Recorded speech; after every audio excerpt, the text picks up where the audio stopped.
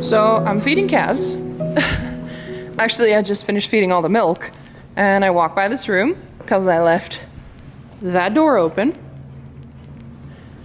And somehow this little nugget has managed to open her gate. You are naughty. You little stinker.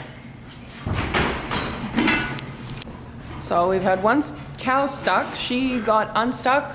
I had to get help from my brother and Slava, who is one of the guys that is working for us right now. So that was interesting. Cows, calves, horses, goats, the whole spiel, dogs, cats, everything, even rabbits. They all have this wonderful way of getting themselves into situations that they can't get out of, and you wonder how they ever got themselves into them. So that's an interesting morning already so far. I think she just accidentally lifted too hard on the gate and then opened it that way. But yeah, welcome back to a new video, by the way.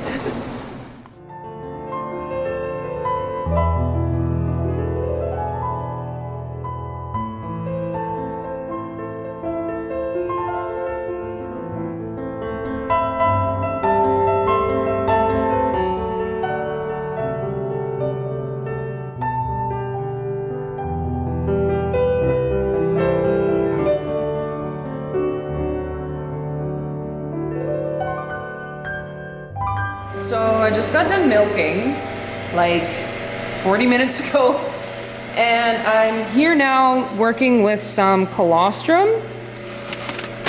This is kind of what I worked with this morning. I separated it out, I tested it. It's 34% colostrum, which means it's in the higher range.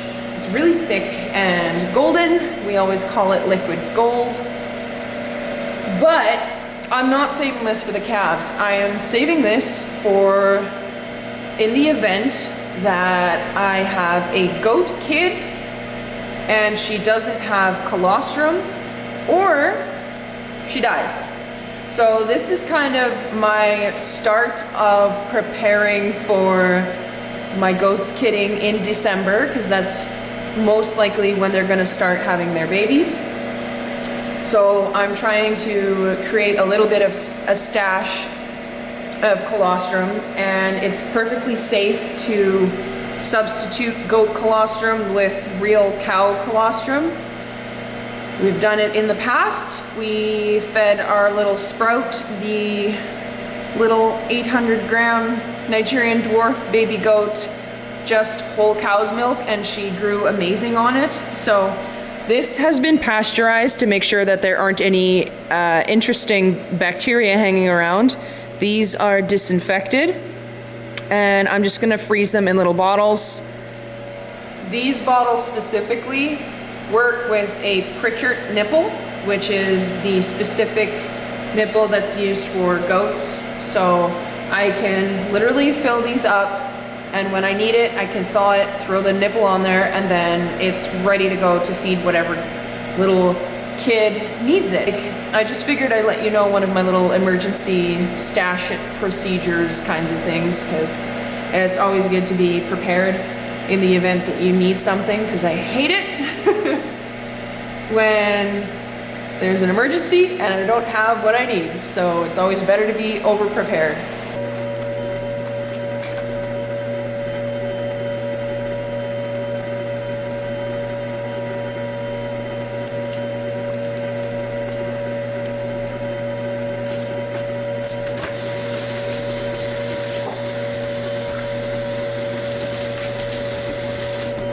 So the reason why I mentioned the higher quality of the colostrum is because goat colostrum is measured the same way that cow's colostrum is, but goat colostrum is significantly higher percentage-wise. It's basically just measuring the percentage of the quality. So the higher the percentage, obviously the better quality. And if you're gonna feed cow colostrum to a newborn goat kid, it needs to be the highest possible quality of cow's colostrum that you can get. Otherwise, it might not do what you want it to. So that's why I'm saving a 34%. We typically save most of it for the calves. However, we have a lot of colostrum saved up, which is why I get to dip into it a little bit and steal some. So I've got it written down, cow colostrum 34%, 14/9/23, which is today's date. So now it's ready to go in the freezer.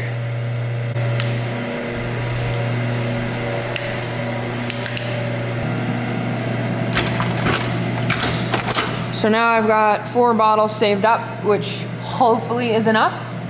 And then I've got a little emergency stash right here.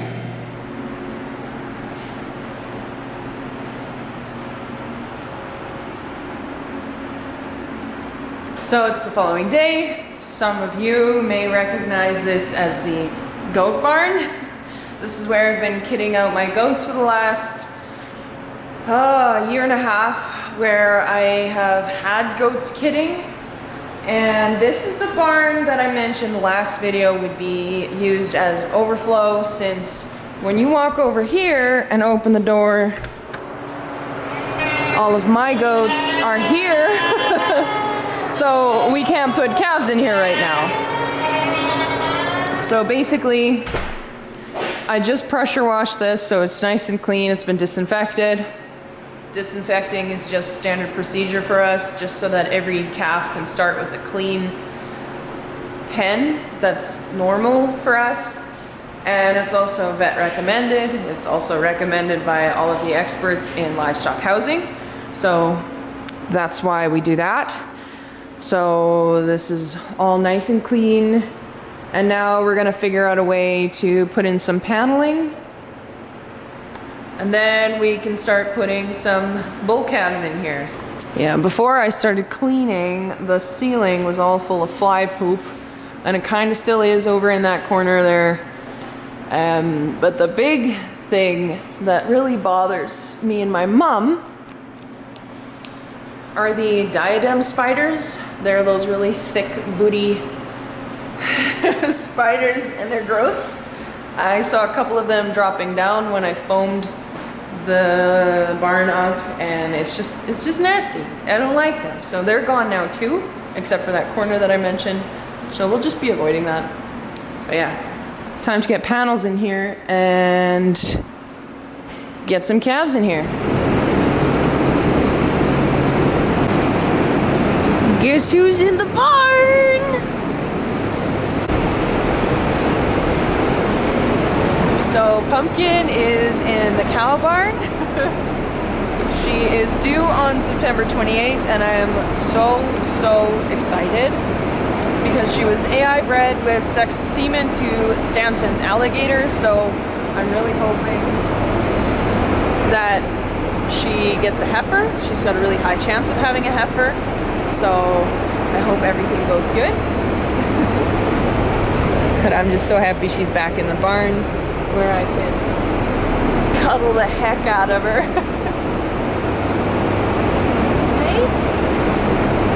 So Pumpkin's birthday is on September 29th. She was born almost exactly 2 years ago now. So I have been videotaping her throughout her entire life. So she's a favorite on this channel, and I want you guys to help me name her Baby. So it has to start with the letter P, and I'd like it to go kind of in the same theme as the name Pumpkin. So some of my options are Phantom or Pumpernickel. But so I would like to find like a harvesty kind of fall name, maybe Halloweeny name. Yeah, that would suit her baby really well. So if you guys could help me find a good name for her baby, I would really appreciate that.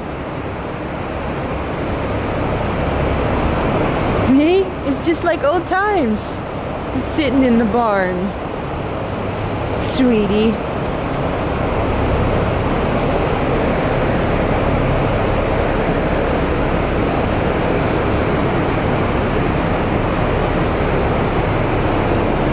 I miss our cuddles.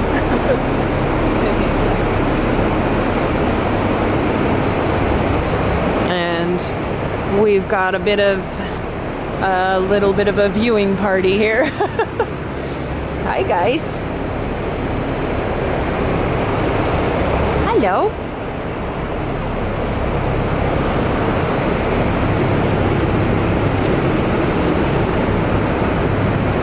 Aww. Hi. Yeah, I think that's gonna be it for today's video, guys. I hope you enjoyed it, and if you did, please like and subscribe and share it with a friend. Sharing is what helps this channel to grow. So I will see you guys in the next video, and I will let you guys know as soon as I possibly can when Pumpkin has had her baby.